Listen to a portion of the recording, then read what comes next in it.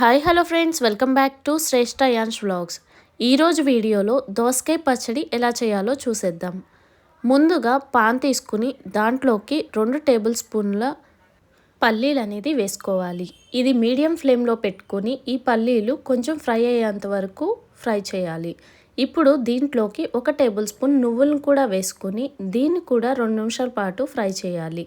ఈ నువ్వులు అనేది కొంచెం చిటపటలాడేంత వరకు ఫ్రై చేసి దీన్ని ఇప్పుడు ఒక గిన్నెలోకి తీసేసుకుందాం.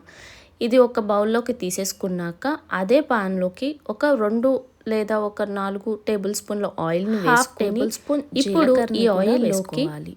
జీలకర్ర అనేది కొంచెం ఫ్రై అయినాక ఇప్పుడు దీంట్లోకి మనం ముందుగా కట్ చేసి పెట్టుకున్న పచ్చిమిర్చిని వేసుకోవాలి. దీంట్లోకి 9 లేదా 10 పచ్చిమిర్చి తీసుకుంటే సరిపోతుంది. ఈ పచ్చిమిర్చి అనేది 2 ముక్కల కింద చేసుకుని దీంట్లో వేసుకున్నాక కొంచెం ఫ్రై అయినాక ఒక పెద్ద టమాటాని కూడా వేసుకోవాలి.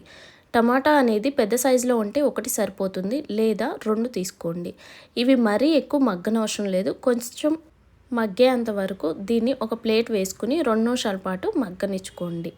ఇప్పుడు ఇది కాస్త ఈ విధంగా మగ్గినాక దీంట్లోకి కొద్దిగా చింతపండును కూడా వేసి ఒకసారి మొత్తం అంతా కలిపి స్టవ్ ఆఫ్ చేసేసుకోండి. ఇప్పుడు మిక్సీ జార్ తీసుకొని మనం ముందుగా ఫ్రై చేసుకున్న పల్లీలు నువ్వుల్ని దీంట్లోకి వేసేసుకోవాలి.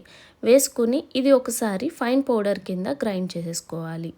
ఈ విధంగా గ్రైండ్ చేసుకున్నాక ఇప్పుడు దీంట్లోకి మనం మగ్గపెట్టుకున్న పచ్చిమిర్చి, టమాటాని, చింతపండుని కూడా దీంట్లో వేసేసుకుని టేస్ట్కి తగినట్లుగా దీంట్లోకి సాల్ట్ని కూడా వేసేసుకోవాలి.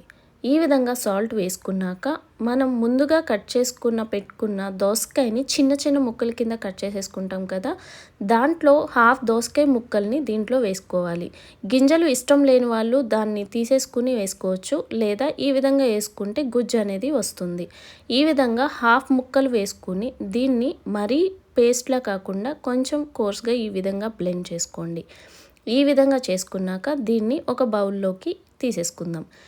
ఈ విధంగా తీసేసుకున్నాక ఇప్పుడు దీంట్లోకి మనం ముందుగా సగం ముక్కలు వదిలేసుకున్నాం కదా, అవి దీంట్లోకి వేసేసుకుంటే మనం తింటున్నప్పుడు చిన్న చిన్న ముక్కలు తగులుతూ ఉంటుంది.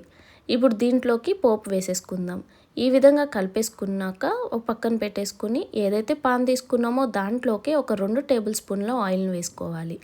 ఆయిల్ అనేది కాస్త వేడైనాక కొద్దిగా జీలకర్ర, కొద్దిగా ఆవాలు, కొద్దిగా సాయిగుల్ని వేసుకొని 1 నిమిషం పాటు దీన్ని కలుపుకోవాలి. కలుపుకున్నాక దీంట్లోకి పచ్చెనపప్పు కొద్దిగా, వెల్లుల్లి రెబ్బలు 2 ఎండుమిర్చిని, అలాగే కొద్దిగా కరివేపాకుని దీంట్లో వేసుకుని ఒక 2 నిమిషాల పాటు ఫ్రై చేసుకోవాలి.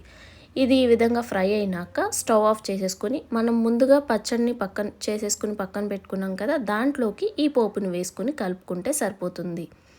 అంతే అండి, ఎంతో సింపుల్గా చేసుకునే దోసకాయ పచ్చడి అనేది రెడీ అయిపోతుంది. ఈ వీడియో కనుక మీకు నచ్చినట్లయితే please like, share, comment and subscribe. Thank you for watching. Bye friends.